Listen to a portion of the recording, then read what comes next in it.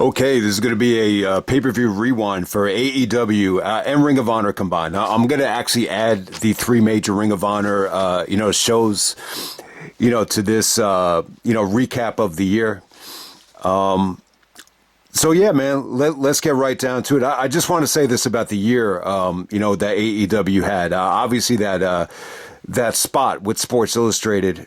I think it does say a lot about, how people do feel about AEW, that take wrestling really, really seriously. The fact that they racked up all those awards in Pro Wrestling Illustrated. But, I wouldn't say that this was AEW's best year. When you're going back to 2021, around the time when Punk and Bryan came in, I just thought that finishing stretch to 2021, I think that was probably the hottest I think AEW ever was. Like when you look at Bryan Danielson and then Kenny Omega from Grand Slam, like around that time, if that I think is like peak AEW in terms of like the hotness of it. 2022, I would definitely say, it was up and down. I think the Punk stuff, made people a little bit polarizing about the company. 2023, that's really like the only year where it definitely felt like WWE, outdid them in terms of, the booking and the awards. Remember, Triple H won Booker of the Year. WWE just had a great year that year. Take nothing away from AEW. They were still a good company, but and that was when MJF was champion too. So I think, maybe MJF should look at that and, use that as motivation. But I still think, 2024, when I'm looking last year, like that run that Ospreay went on, you could definitely argue that 2024, like from start to finish, was definitely the hottest year they had, like in terms of show quality and definitely in terms of match quality. I just thought that top 10 from last year was incredible. I know it was very Ospreay dominated, but still, I thought last year was incredible. But in 2025, definitely a good year. I wouldn't say it was AEW's best year. I still think that the biggest challenge I think Tony Khan is having is keeping people engaged. Hot crowds. We got to work on maintaining the atmosphere and the engagement of the fans. I just feel bad though, because there's so many fucking great matches that could have been like classics if you just had better crowds. I think the perfect example of that is actually Fletcher and Hangman. From All Out. It's just such a fucking long ass show. I mean, you're reaching 5 to 7 to 6 whatever hours, and that match was just it was so good. But man, like they're struggling, to put on a classic in front of a burned out crowd. You got people that were working all day on a Sunday or a Saturday, whatever the day is, and then going to a 7-8 hour show. It's a lot. I don't know if anyone could really handle it. That could unless you're like on fucking cocaine. I don't know if you could go crazy each and every single match. We just need to work on the length and, tightening up the shows and, maybe eliminating some matches that shouldn't be on the show. I think a perfect example of that would be Eddie Kingston and Big Bill. But, it was cool to see Eddie actually return. So that might be a bad example. But let's kick it off, man. Top 10 MVP candidates, a good list here. I thought this was a hell of a list. It's so good that I got honorable mentions. Look, I'm leaving Mark Briscoe off the list. I think in terms of just, finding it as a character and as a wrestler, it was a great year for Mark Briscoe. I think he finally stepped out of his brother's shadow and became a main eventer. The feud with Fletcher is, one of the best competitive feuds of the year. Speedball Mike Bailey has elevated the company. Watching that TNA show on AMC, this is who they miss. They miss Speedball, and they definitely miss Josh Alexander as well. But I think Speedball's been, he's had some incredible matches this year. The tag matches with Jet Speed and the Young Bucks. His performance in the Continental Classic. He had a really good match with Okada. He had, two great matches with Okada. So yeah, Speedball, Mike Bailey, the triple threat with Kenny Omega at Dynasty too. So shout out to Speedball. He's definitely elevated the company. He had some of the best television matches of the year, Mike Bailey. And then I want to shout out Kenny Omega too. Kind of a weird year for Kenny Omega. The match against Gabe Kidd, with Tanahashi crying and everything, it was like, wow, that is a hell of a return. But yeah, it was kind of a weird year for Kenny. I just don't know, where he's really at. It definitely, like when you watch the tag match with Ospreay at Grand Slam, like it definitely looked like Ospreay is in full gear, compared to Kenny. So I don't know if Kenny slowed down a little bit, but he was still great though. I thought he was like fabulous in the the multi-man matches, the lights out steel cage match at Forbidden Door, or, the blood and guts matches. Obviously the Okada match, the Takeshita match. He was involved in some great stuff, but I just it's a little bit weird. I just don't know where he's at. It just seems like he wasn't. As cohesive with the AEW roster as he usually is. I don't know if that still has to do with health issues or they were just trying to be careful. But shout out to Kenny Omega. He definitely had some awesome matches this year. The match with Takeshita, was awesome as well. I wanted to shout that out. I don't think that made my list. But yeah, let's get right down to it. Spent a lot of time on the honorable mentions, so that's how good the list is. At number 10, I think you could flip a coin between three women. I got Toni Storm, Mercedes, and Athena, fighting for the number 10 spot. In terms of the championship reign, I think you got to put Athena in contention. She's definitely the longest reigning champion. It's the most legit women's champion today. The match is still have delivered above and beyond the expectations. I think the match she had with Mina Sharakara is definitely Athena's match of the year. I mean, some of the matches on the main roster are a little bit disappointing. Maybe it's because she just doesn't get the full green light in AEW that she gets in ROH. But shout out to Mercedes. Look, the fact that Mercedes is on each and every AEW show, I think it just shows you her value. Even when she's not, defending a title, they find a way to get her on the show. For example, the tag match with her and Athena, challenging the Babes of Wrath at World's End. But at number 10, I'm gonna have to go with Toni Storm. I just think what Toni Storm did this year was incredible, especially with Mariah May. Not just the matches, but the storyline, the tribute to Mulholland Drive as well. Was really important to me because it made me want to rewatch the movie again, and the movie has definitely helped me in terms of, really recognizing the difference between having a negative attitude and a positive attitude. If anyone wants to watch that movie, it's an incredible movie. Toni Storm did this year. Those main event matches with Mariah in Grand Slam, her home country, that was incredible. That's one of the best women's matches of all time. And then she topped it at Revolution, which, I can't remember the stipulation. It was a street fight. I should remember the stipulation because it's one of my favorite matches of the year. But, that was awesome, man. And I just think she's really found it in terms of being comfortable, with the persona. She could go back and forth. And I really didn't think Toni Storm had great mic skills at first. Like when you see the press conference, when she became the interim world champion, I thought she was a little bit cold at that time. But, some people are a little bit more comfortable acting in a different way. And, I think that's what Toni Storm is good at, man. As she's really, done a great job. Best mic skills of the year. It's hard to argue against it, especially with the year that MJF had. At number 9, I got to go with Bandito. Look, they put the ROH title on him, and the result was money. And even if you take the ROH stuff out of the equation, he's had some incredible tag matches. He won the tag team championships, with Brody King. There's been pay-per-views where they've even stolen the show, four-way ladder matches, tag matches against Okada and Takeshita, even singles matches and main events on Dynamite against Okada, which really, over-delivered. So shout out to Bandito. He's one of the best wrestlers on the roster.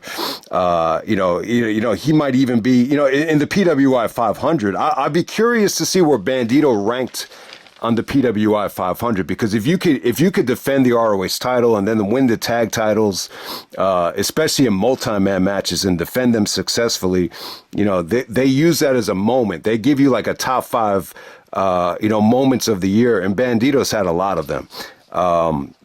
At number 8, I got to go with Darby Allin. I just think that what Darby did this year in the feud with the Death Riders, was like suicidal. This is someone that just, almost sacrificed his life, for AEW. So, just to return at All In was incredible. And then the multi-man matches with the Death Riders, whether it be the Lights Out Steel Cage match, the Coffin match, the moment at Wrestle Dream, when Sting helped him is probably like the feel-good moment of the year. I just think Sting returning there was a huge shock because I felt like they set it up for Danielson to return, but it ended up being Sting.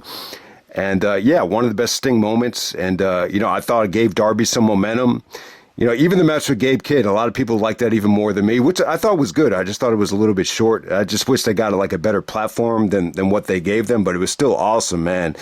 And yeah, I mean, his performances in the Blood and Guts match and just all these multi-man matches were, the lasting impression is just Darby, surviving like a suicidal bump. It's just, he's an incredible guy. And yeah, obviously the selling is great too. He's an incredible seller, and a lot of people want him to win the AEW title. I talk to this one guy all the time, and he keeps on mentioning, Darby needs to, move on from Pac and win the AEW title. So it should be interesting to see if that ever does happen. At number 7, I got to go with the Young Bucks. When the Young Bucks were stale as shit, at Wrestle Dream last year, when they were working with, Private Party, it never crossed my mind that the Young Bucks were just like slow a step, or they need to get in better shape. Like, you never even really thought about it. But I mean, is that really all it took for the Young Bucks to get people back in people's good graces? I don't know. Their matches just felt stale as hell a year ago, but it's the total opposite. I mean, when you look at some of the matches they had on Dynamite, I mean, the matches against Jet Speed, the 6-man match when they teamed up with Takeshita is one of the best Dynamite matches ever. You could argue that they stole the show at All In against, Ospreay and Swerve. The putting up the EVP titles, I thought gave their matches more meaning. Kind of rekindling the feud with Jack Perry, battling for money. The matches have felt pretty important, man. They felt good. And yeah, I mean, the Bucks were very much hated at the beginning of the year, but they kind of got back in Kenny Omega's good graces, and they're just too entertaining to be heels, especially at this stage. They've definitely found the fountain of youth. You might as well just get the most out of them while they're still somewhat young. But I got the Young Bucks at number 7, man. A pleasant surprise for the Bucks. I mean, they've had the best year I think they've had in a very, very long time. Maybe their best year in AEW so far. And then at number 6, I got to go with Okada. The easiest thing to say about Okada is that he's dominant in the tournament matches or the Continental Classic. He found himself in the finals again. But yeah, like when you look at Okada this year, he actually unified the Continental Championship and the International Championship against Kenny Omega, beat Kenny Omega at All In. Yeah, I thought Okada and Omega was awesome, man. It's definitely not as good as, the Wrestle Kingdom match, but, it was still a special moment for me. I just think seeing it in front of that crowd, was still cool. Seeing it live was incredible as well. But yeah, I just think Okada, he's been used as an awesome attraction. Like, even though I wasn't crazy about him, being Continental Champion, I don't, it's a weird title because I just don't know if it really ever took off in terms of people dying to see Okada lose it. I just don't think anyone thought he was ever going to lose it. So maybe that's why people weren't interested, somewhat of the titles changing hands. But the matchups were always awesome though. They put him against Speedball at Double or Nothing, which was really one of the more underrated matches of the year. Swerve battle through the knee injury is still an awesome match at Forbidden Door. I still thought it had some really, really good, selling and just ring psychology behind it, targeting Swerve's knee. So definitely. But I think the most interesting thing about Okada this year is just his personality. I mean, he's come a long way in terms of promos and, being interesting. Like even some of the little things he did with Takeshita, like shutting off the TV when, Takeshita was getting praised or whatever. It's just little things like that have been very, very engaging. Like any sort of dialogue between him and Takeshita, was awesome. They're definitely building up Takeshita and Okada slowly, but, we got a nice taste of what they can do together. But yeah, I got to go with Okada at number 6. He could easily be number 1, depending on how you want to look at it. Number 5, I'm going to go with Will Ospreay. I thought Ospreay, was incredible this year. Just carried over the momentum beautifully. I just think when you look, this is why Double or Nothing was so good, because you had Ospreay main eventing the show because he's really the only one that could really follow, this roster. Like he could put on a classic, despite the length and despite, following, the most talented roster in the world. And that's why Ospreay should be so high. But yeah, I mean, look, he continued the momentum. He steals the show at Grand Slam. He steals the show at Revolution. He steals the show at Double or Nothing. I thought he even stole the show at All In, like from a match quality standpoint. And yeah, he stole the show at Forbidden Door while needing neck surgery. Is a tough son of a bitch. I thought his performance was incredible in that match. I thought he made that match awesome. So I'm going to go Will Ospreay at number 5, despite, only wrestling for about half the year. At number 4, we're going to go with Kyle Fletcher, the breakout star of the year. I mean, he's just such an awesome wrestler, man. He's come a long way, but it's very similar to Randy Orton's, beginning, where you just see so much upside and so much potential, the height, the athleticism, and just everything, just the fluidity, the timing. So yeah, Fletcher's definitely had an awesome year. He's delivered in big spots, even with the odds against him. He surpassed, every test. The Mark Davis injury, the silver lining was, Fletcher's never going back to being a tag team wrestler again because he's so fucking good.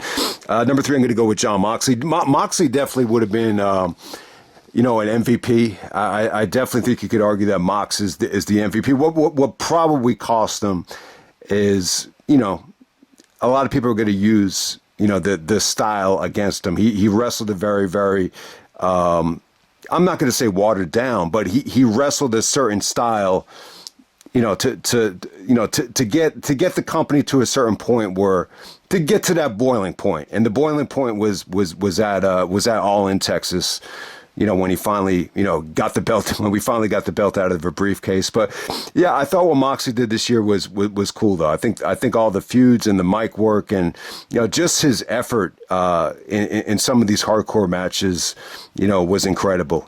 Even the match against Copeland on Dynamite, where, he had that, that spiked, whatever the fuck it was, that nasty looking spike just stuck in his back, and it looked like Wheeler and the referee were going to open up his whole back, and he was going to have a staph infection or whatever and die from it. I mean, he is a tough son of a bitch. And yeah, I definitely think, there was a rhyme and reason to, what Moxley wanted to do with the Death Riders. I think at the time it was a little bit frustrating. Anytime you dish out $40 to $50 for a pay-per-view and someone is wrestling a very slow and monotonous and boring style, it's going to bother you in the heat of the moment. But, long term, the fan base was able to suffer, through the height of the Death Riders. And, we finally got a huge payoff. It's almost like, he felt like AEW, so many people coming in and out of the company, maybe this ties back to the Young Bucks. Maybe this ties back to a lot of the stuff that went on over the last couple of years in press conferences or whatever. But I definitely think in real life, Moxley felt like this is what the company needed, to move on to the next level. There needed to be some uncomfortable moments in a war, before we can sign the peace treaty. And the peace treaty ended up being the Continental Classic, obviously, where Moxley actually won it and kind of regained his passion for AEW and everything. So it should be interesting to see where Moxley goes from here. I mean, obviously he's being treated like he's a babyface now. The trick is the rest of the Death Riders gonna, turn on him, or will the Death Riders turn babyface? We'll see what happens there. That should definitely be interesting. And then number 2, I'm going to go with Hangman Page. Look, I think at the time, a lot of people were a little bit baffled that Hangman was going to get that spot, over Ospreay. In the back of my mind, I kind of thought, if you're going to try to sell out this, Texas Rangers baseball stadium in Arlington, Texas, you might as well go with someone that kind of represents what that state is like, someone that kind of, is somewhat of a cowboy, And, I think Heyman was definitely a good fit for that moment. He definitely was. No one was really bitching, after he won the belt. I mean, like he's one of these guys that just, over delivers. Like even the matches with Joe, like even though they weren't booked to be that great, They were still kind of, I don't think anyone kind of walked away from them saying, like, I was disappointed by that match. But yeah, Hangman finds himself AEW champion again, the heart and soul of AEW. The promos always delivered. The matches always delivered. So shout out to Hangman. And yeah, definitely one of the best moments ever, like with him finally getting that belt out of the briefcase. It was an awesome moment.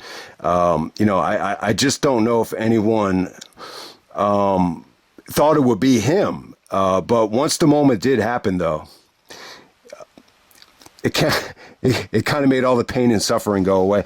But at number one, honestly, I'm going to have to go with Konosuke Takeshita. Just overall. I'm not even counting the stuff he did in New Japan. I will count some of the stuff he did with Ring of Honor.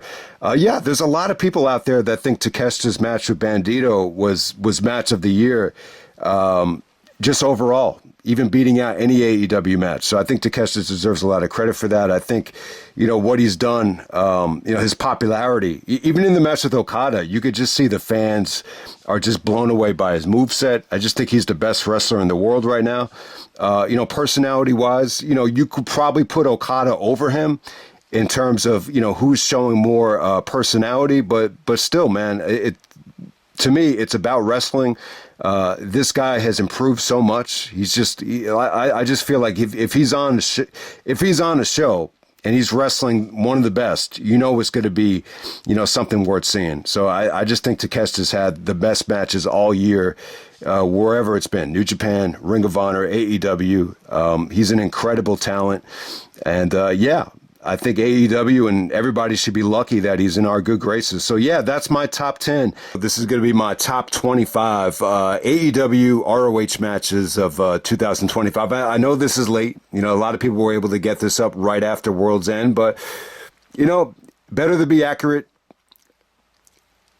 than rushing it. So I think this is an accurate list. There's a lot of good stuff, that I actually did leave out, but let's get right down to it. At number 25, I got Tony Storm and Mercedes from All In Texas. I love the match. I thought Tony Storm was awesome here. There's a lot of sexual things that went on here, but yeah, the match was a ton of fun, though. I thought it was incredible. So I got that at number 25. At number 24, we have Lee Moriarty taking on Nigel McGuinness. 30-minute Ironman match for Final Battle. Yeah, it was really, really surprisingly good. I mean, it was, there was a lot of pinfalls. Nigel made a great comeback, but still, he puts over Lee Moriarty. You almost forget how good this was. So yeah, that was actually Nigel's match of the year. It was even better than the Zack Sabre Jr. match. Surprisingly good. Number 23, we have FDR taking on Bandito and Brodito from Full Gear. They went on early in the show. Good performance from FTR. I mean, some of the counters out of the big rig, from Bandito were incredible here. But yeah, a lot of fun, a lot of great kickouts. Most people thought it was the best match from Full Gear. I'm just realizing right now, I actually did not put Kyle O'Reilly and Moxley from Full Gear on this list, which was also like an incredible match. I think the argument against it is the crowd started. See, this is why Tony Khan's got to work on maintaining these crowds, because the crowd started fading during that match. So that's the only thing you can hold against it. But yeah, that O'Reilly Moxley match from Full Gear was awesome too. But, from a crowd reaction standpoint, you could argue FTR, stole the show from Full Gear. At number 22, we have Mark Briscoe and Kyle Fletcher from Wrestle Dream, who also had another, incredible match at Full Gear. That was actually a street fight. But yeah, the match from Wrestle Dream, that was the best pure wrestling match Mark and Kyle had together. They had so many matches, but, they went long and it was brutal. Fletcher goes over, but it definitely set up the rematch quite nicely. At number 21, we have the Lights Out Steel Cage match from Forbidden Door. So this is the Death Riders, teaming up with the Bucks to take on, check this out, Will Ospreay, Kenny Omega, Kota Ibushi, Tanahashi, and I believe Darby Allin. I was going to say were the Ops in this match, but no, they were not. But yeah, I thought the teams were incredible here. You had Moxley and Omega going at it.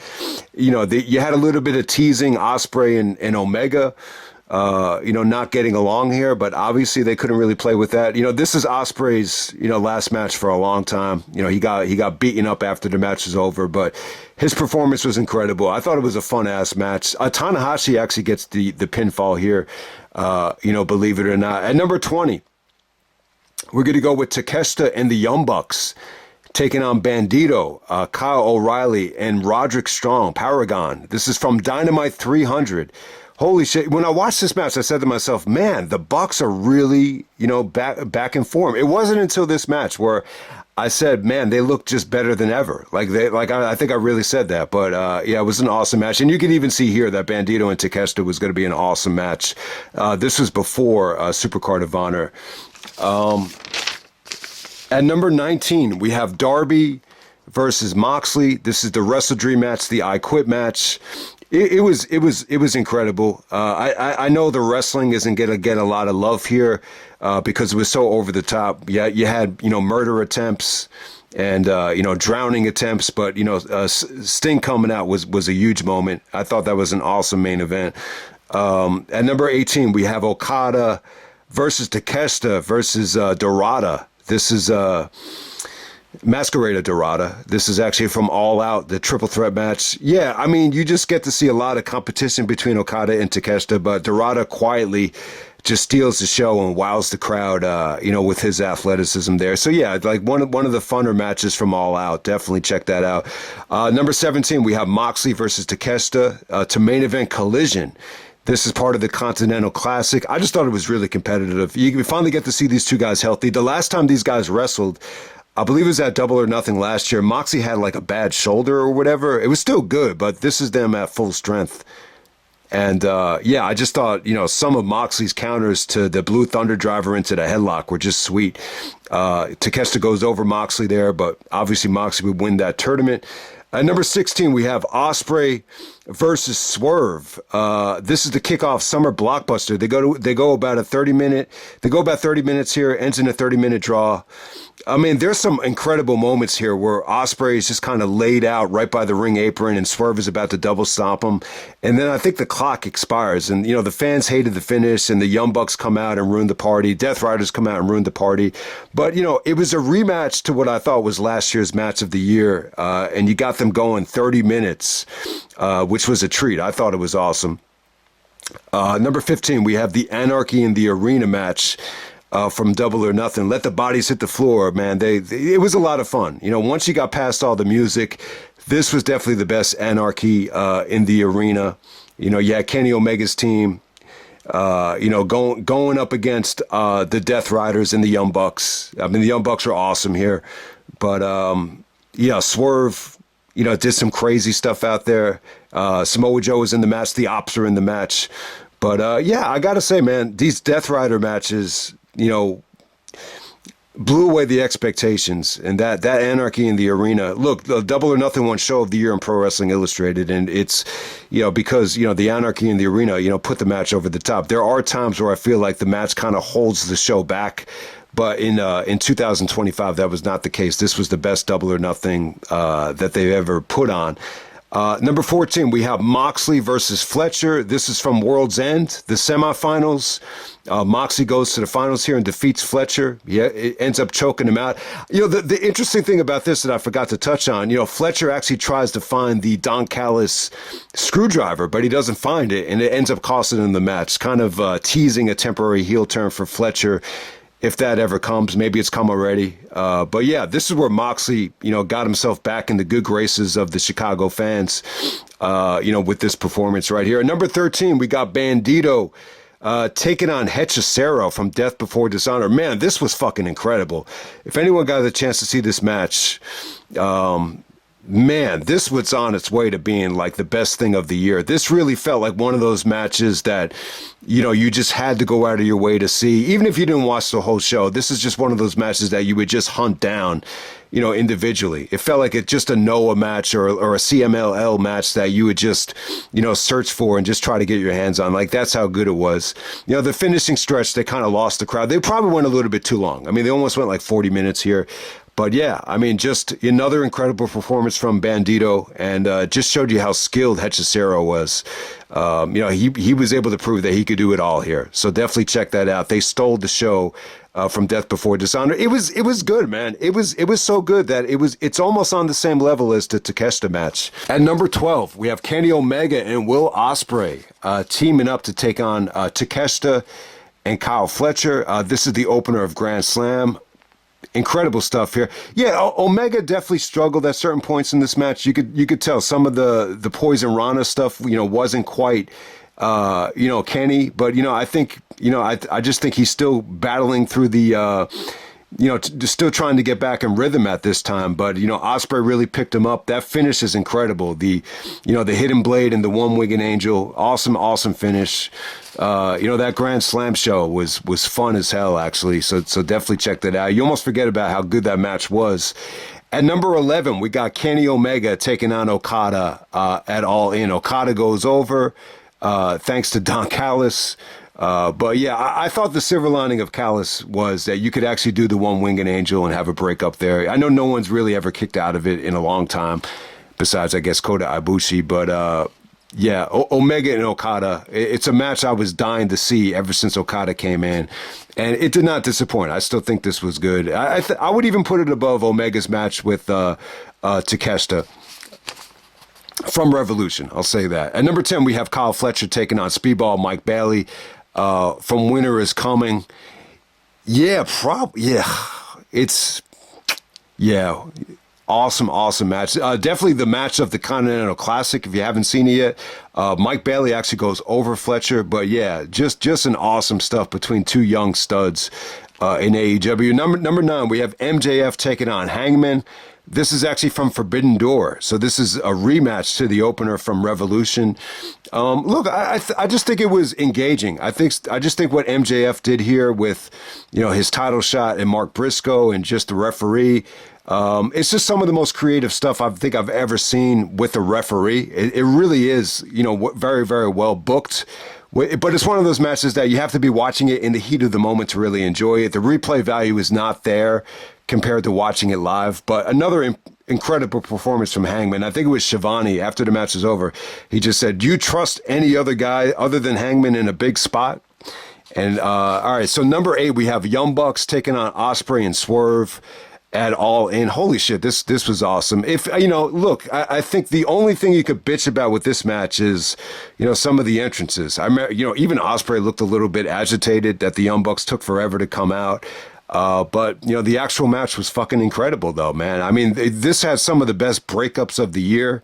There are times here where you thought they were going to be held back from breaking it up, and somehow, some way, the Bucks were able to save their jobs and still carry on the match. But Young Bucks actually end up losing the EVP titles. The stipulation with Ospreay and Swerve not being able to challenge for the belt.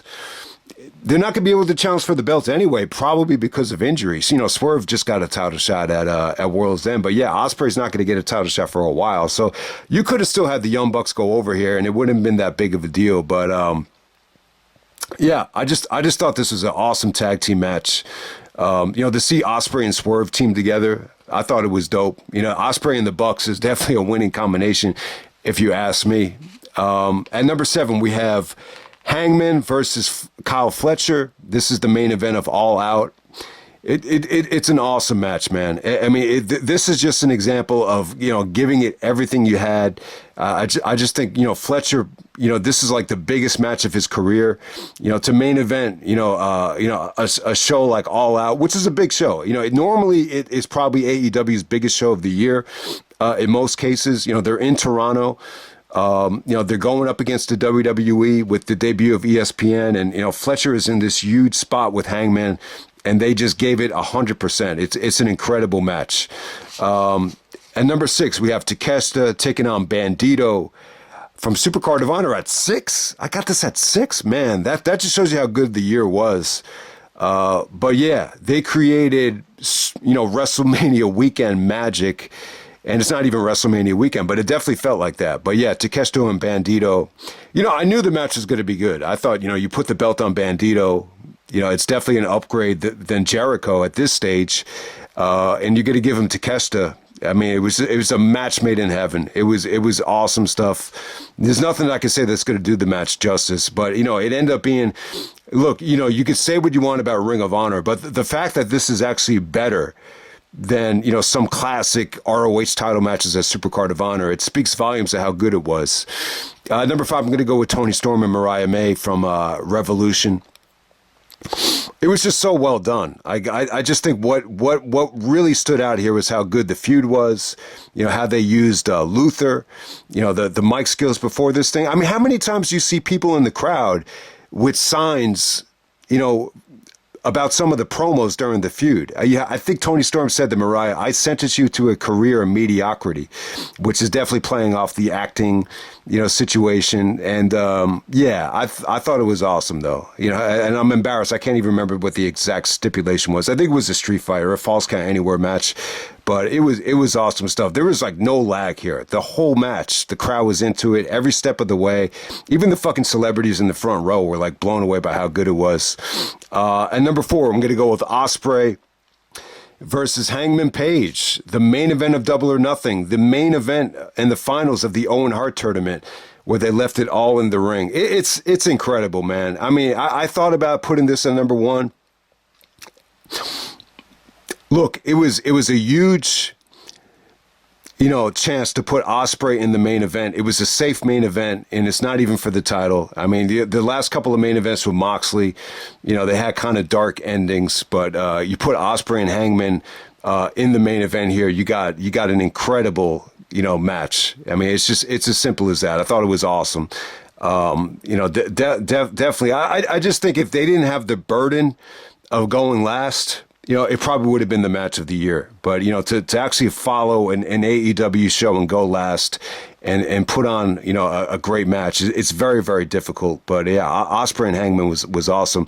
And, look, it was so good that, anyone that was bitching about, Ospreay not going over, the fact that it was so good and Hangman looked so good in the match, you didn't really hear any of that because it was, Hangman's performance was so awesome here.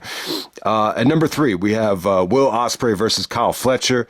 This is from Revolution, the steel cage match. Awesome steel cage match. I thought Fletcher's so great in motion. Anytime you put Ospreay in that kind of situation, it was great. So just the way Ospreay used the cage, with the cutter and with the Spanish Fly, you got everything in that match. It was incredible. It stole the show from Revolution. And number 2, I got Hangman and Moxley all in Texas, the death match, the biggest payoff of the year. I mean, Moxley went through hell here. I mean, this really over delivered. It was brutal. There's so many fun moments. So yeah, and seeing Hangman take the belt out of the briefcase, very, very refreshing moment, very creative too. That's a moment that everyone could look to and just say, man, that was different and that was fresh. At number 1, I'm gonna go with Ospreay and Takeshita from Spring Breakthrough. I don't even know if I would say that this was better than last year's match from Revolution, which I thought was, arguably the match of the year. But yeah, the WrestleMania weekend, they steal the show. Ospreay wins this thing with the Stormbreaker. But think of everything that happened at WrestleMania weekend, and these guys go out there in front of a small but just passionate fan base and just put on a clinic.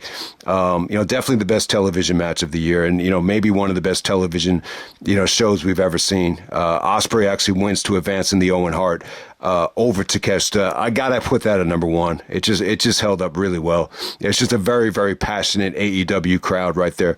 Okay, so this is going to be the top 20 shows of the year. So to make this a little bit more interesting, I added the Ring of Honor shows, and then I added some of the Dynamite episodes as well. But let's get right down to it. At ranked last, or ranked at number 20. This is a top 20. So number 20, I'm going to go with Fyter Fest. So if anyone remembers at Fyter Fest, a big match for Kenny Omega. Really, maybe the only time Kenny Omega really wrestled. On a Dynamite. Very, very few times he's wrestled. Yeah, he had a couple of tag matches against Don Callis. But yeah, the International Championship match, which was cool. They had Claudio in the match. They had Masquerada Dorada. I think you actually had Brody King. So you had talent all around the world. To qualify for that, Kenny Omega International Championship match. It was a good main event, one of the best main events of the year. I think you actually have Mox and Mark Briscoe that actually open up the show. So that's Fyter Fest. The Collision portion of Fyter Fest, it couldn't really follow what happened on Dynamite. But if anyone remembers, they did like a 4-hour special of Dynamite and Collision for Fyter Fest. So I got Fyter Fest at number 20. It's, I don't know. I don't know where Fyter Fest really ranks in terms of being one of AEW's biggest shows, but it's one of the few like shows that, has a history dating back to 2019, if anybody cares, which is pretty cool. All right, next I got the Summer Blockbuster, which is actually the same month, which is actually in June. On Summer Blockbuster, Swerve and Ospreay open up the show 30 minutes. The Young Bucks and Death Riders ruined the party. Yeah, aside from that, I thought you just had like a lot of the essential storyline stuff, heading into All In, happened on that show. You actually had Okada, side with Don Callis. Not necessarily a heel turn, but he turned on Kenny. It was going to be like a respect match, like almost like it's almost like they were on the same page at first. Like they just wanted to have a match, but they were both getting along. Then all of a sudden, Okada, sided with Don Callis. And, Kenny Omega's actually telling Don Callis, you're not going to ruin this match. But Okada sides with Don. I thought it was like one of the best turns of the year, to be honest with you. I thought it was cool. All right, next up we have Christmas Collision. So it actually, in this edition, I just thought the Collision, from the Hammerstein was actually better than the Dynamite. I thought the main event between Okada and Speedball was fantastic. Even some of the other stuff. I think Takeshita had a match with Orange Cassidy here. But yeah, the Christmas edition of Collision from the Hammerstein was pretty damn good. It was actually better than the Dynamite one if you look at the matchups. So I got that ranked there. Next up, I got Death Before Dishonor. The Death Before Dishonor card, I think there are times where they struggle, to kind of fill up some of these ROH shows. Like when the show took place, everyone was like, man, what the hell is going to be on this show? And then like they just kind of add matches at the last second. But it ended up being pretty fun, though. It ended up being really, really fun. The double main event was fantastic. I think Athena had her best match of the year with Mina Sharakara. That came really close to making my list. But yeah, obviously Bandito and Hechicero was worth the price of admission, once again. And you had some stuff on the show that you did not think was going to be good, but ended up being pretty fun. So I got Death Before Dishonor in that spot. Next up, I have Dynamite 300, believe it or not. So this is Dynamite 300 featuring Kota Ibushi and Okada on American soil, which was pretty damn cool. But, what stole the show was, the Bandito match against the Young Bucks and Takeshita. That match was incredible. Also Kyle O'Reilly and Roderick Strong. One of the best tag matches of the year. That was fun. That was Dynamite 300. Next up, I'm going to go with Dynasty. Yeah, I think, when you see the ending of Dynasty, a lot of the reactions were uploaded on YouTube, and you get, a lot of people thought Swerve was going to win the belt.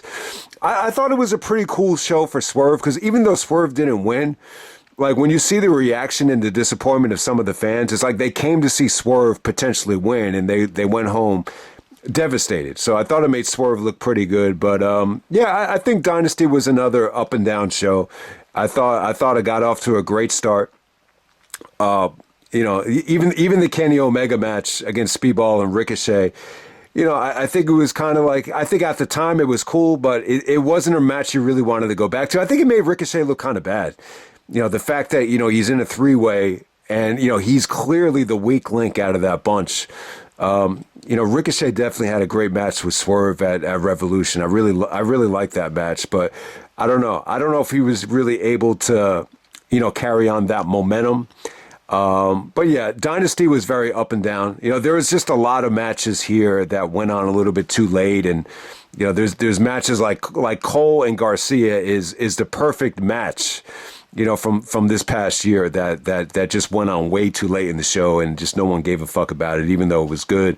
All right, next up we have Final Battle. Final Battle was great. Say what you want about it. This definitely felt like more of an AEW show than an ROH show. They kind of cheated here. You had Ricochet defend the International Championship. You had, Mercedes defend her, ROH interim title. You're able to get Nigel on the show. The survival of the fittest. It was a lot of fun. Like I don't think it went that smoothly towards the end. But it had moments of greatness where, the competitors are really clicking on all cylinders. And, Athena has another great main event. So, yeah, Final Battle is definitely, it was definitely like the most well-rounded show in terms of star power I think that ROH had this year. World's End, I'm going to go World's End next. I like the format, though. It's very reminiscent of King of the Ring.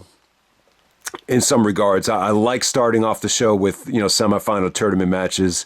I think in future World's End shows, I'd like to have the Continental Classic actually go last and close the show. But MJF wins the belt at the end of the show. It was definitely good. The four-way was good. This it felt a little bit different. I think there's a lot of stuff in the middle here that would not normally be on an AEW show. So definitely World's End definitely has like that. It kind of goes against the grain from your normal AEW pay-per-view. But I think at the time it was fine. You sit through so much wrestling that you kind of want something to lighten up the mood before the finals of the tournament. All right, next we got Forbidden Door.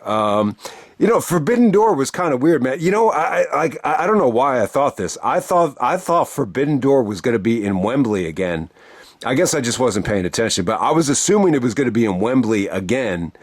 So I thought they were going to do All In Texas and then go back to Wembley for Forbidden Door, but they did it from the O2 Arena in the UK.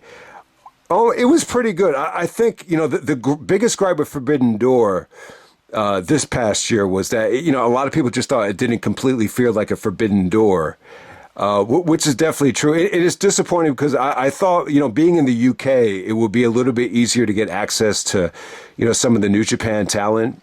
I don't know who they really could have brought in to make this feel a little bit special. Maybe they could have brought in Finlay and, maybe they could have brought in Sonata, maybe even Tsuji. I know Tsuji has been really, really good lately. I think he might have even beat Takeshita. But in terms, so if you were disappointed that this was the Forbidden Door card, there's a lot of, if you have to look at it closely. See, Okada being on the show against Swerve, it's, at one point that would have been, the attraction. And then you actually had Athena, representing ROH to go at, Tony Storm. So that kind of had a Forbidden Door theme. Plus you had Tanahashi and Kota Ibushi, being special attractions in the Lights Out Steel Cage match. So that kind of made it feel like that. Plus you got Ospreay in the main event. You got Ospreay on the cover, who's more of a New Japan guy. So yeah, I think there's little things that they did to make, I think the Fletcher match is kind of disappointing. I mean, what was his name? Takeshita. I think that match was okay. I think it could have been better, but it was fun. It wasn't bad. But that's another Forbidden Door attraction.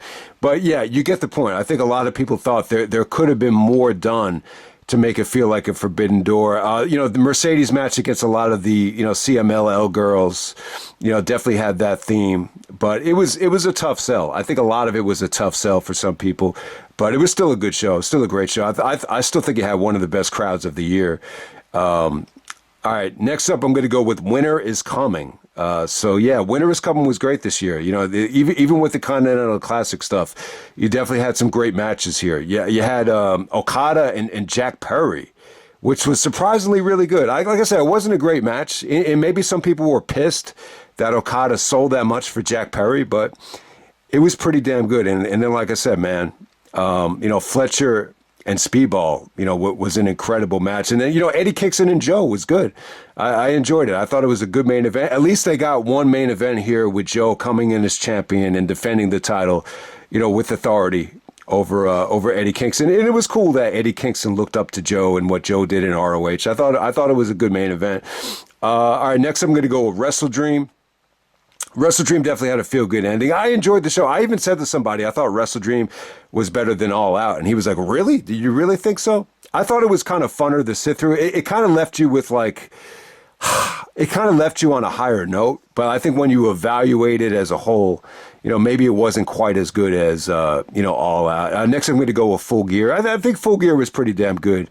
I think you had just a shocking, ending to the steel cage match. The cage match wasn't great, but it was definitely something to see. But then you had a lot of other matches on the show, like match of the night. Like I think Full Gear was the toughest show to actually say, like, what was the match of the night? I think you could have argued like 5 different ways. And I really enjoyed the Young Bucks match with Money. The Young Bucks face turn, I thought that was a lot of fun. And Mark and Fletcher had a brutal, match. Even Kyle and Moxley was great. But once again, I kind of knew that crowd was going to suck. So yeah, that type of thing. Supercard of Honor. I got Supercard of Honor next. Strictly because of Takeshita and Bandito. Obviously, they carried that show, but the undercard was good though. There was nothing on it that it was great, but it was fun to sit through. You got some nice surprises, especially like the Michael Oku stuff. That was definitely fun. But yeah, Takeshita and Bandito, they rocked the house, obviously. And then I'm going to go with All Out. Very, very complete show. It pretty much gave you everything there. The only thing I really didn't care for was, the booking of FTR against, Cope and Christian. I thought that Aftermath was just a weird way to start off the show. It felt like a lot to digest, for the opener. I'll definitely say that. But, you had guys lay it all out here. The coffin match was great. Like I said, the main event, both those guys, wrestled like their lives were on the line. You had that 4-way ladder match, which went on late, but it was still fucking awesome. And man, the crowd wasn't great in Toronto. I'll definitely say that. The crowd, a lot of the crowds for AEW this year, were not that great. I would definitely say Newark and Toronto, were definitely, 2 of the worst crowds of the year. Even the Philadelphia crowd at Dynasty, I thought they could have been better. All right, next I'm going to go with Blood and Guts. Definitely the best Blood and Guts show. Like if anyone got a chance to watch it on HBO Max without commercials, it felt like one of the best pay-per-views ever. Like that's how good it felt. So yeah, the 2 Blood and Guts matches, were awesome. Like, going into it, I wasn't crazy about there being a women's Blood and Guts, but God, it blew away the one in WWE like by a mile.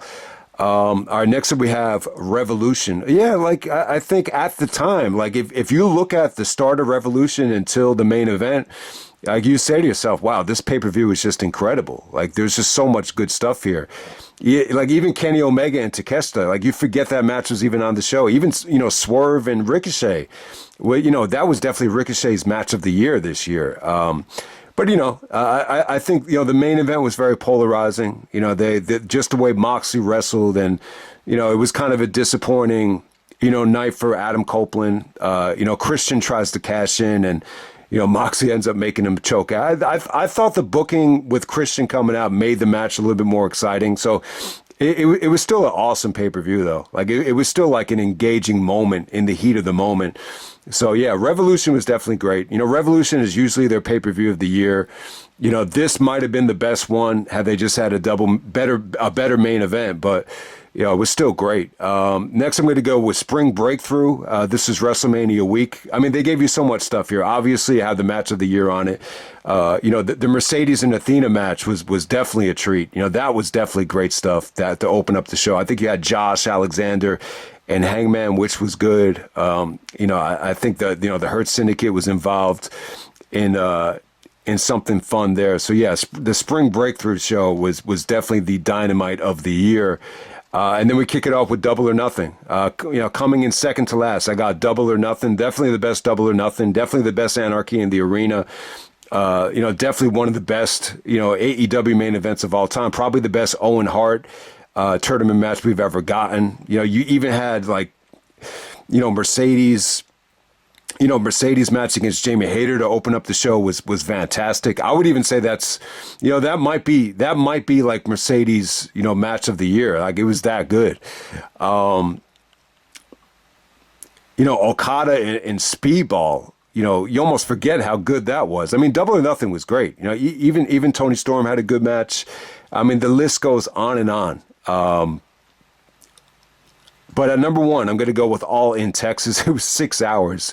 And when I was listening to the pre-show, I was a little bit worried. But, it was just a situation. Maybe the fans were so smart that they knew they had to pace themselves and not pay attention. But holy shit. I mean, you ended up getting like four, main events here. And like this, like it's a grueling show to sit through. And like every one of those great four matches, like the match is so...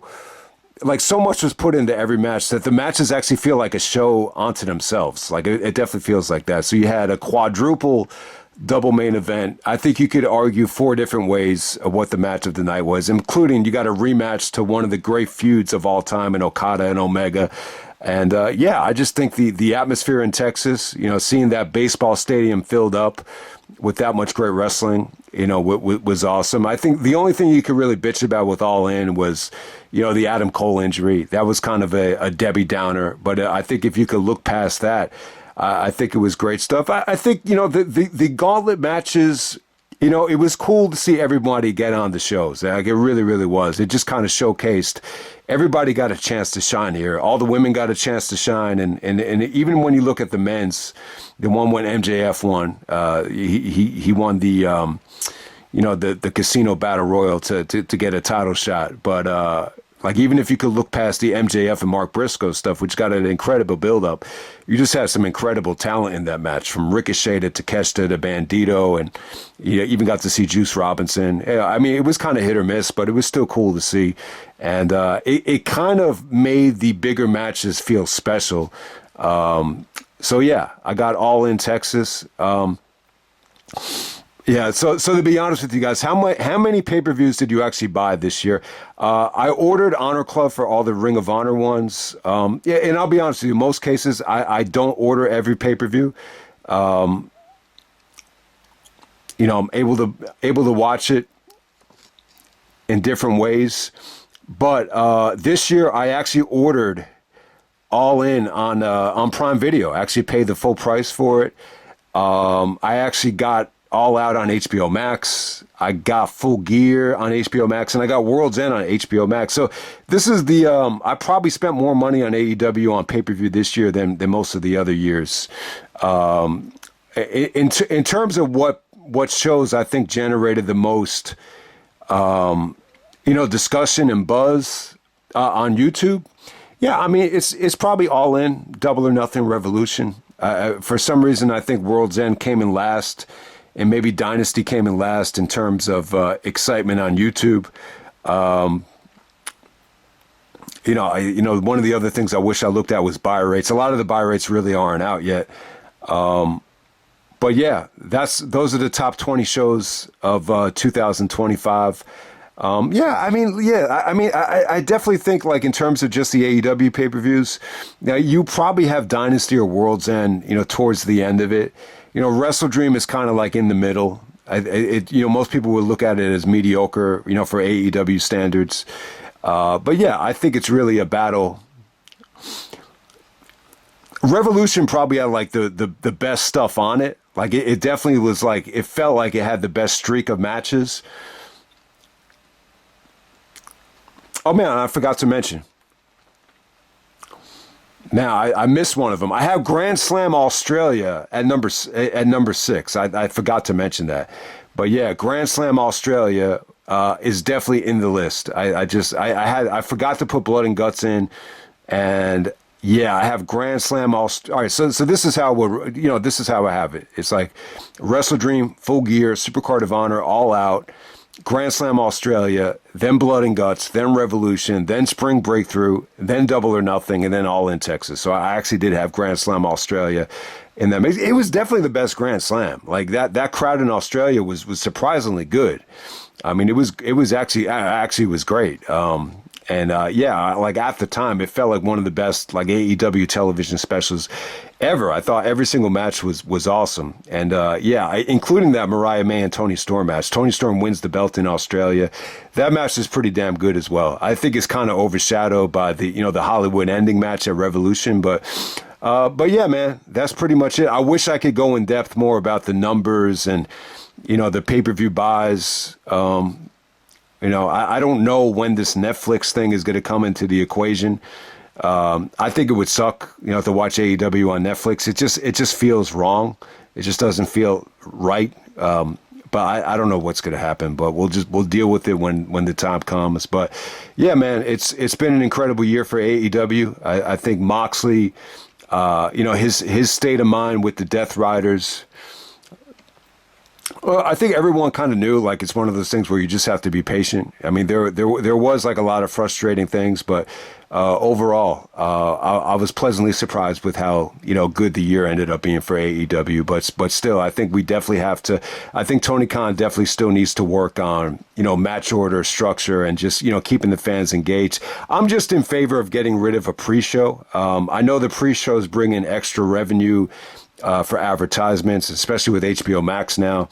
But I'm in favor of just having hotter crowds and, making up the money that way instead of, burning out crowds, with these, long ass pre-shows. But, I've been bitching about that for years, but it's been an incredible year for AEW. I think this is the one year over the last couple of years where it's not even a debate in terms of what the better company was. So I'll just end it right there.